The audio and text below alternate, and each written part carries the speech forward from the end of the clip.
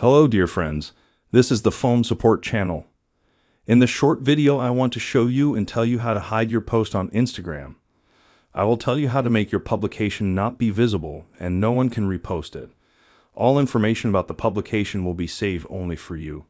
The likes and comments will be saved. Click on our publication and find three dots in the corner. Click here. A menu will appear where we choose the item, Archive. As soon as we click on this button, our publication will be immediately hidden and no one will see it. All data will be saved and you can get your publication back. How to restore it? Very simple. To do this, go to the profile and click on the three bars. And in that menu, choose Archive. All the photos that we sent to the archive will appear. We can choose our publication. We dig it up and click on the three dots. After that, click on the item, Show on Profile. Click here. Now we go out and refresh our page, and we see that the publication has been restored. That's a great way to do it. That was the Foam Support channel.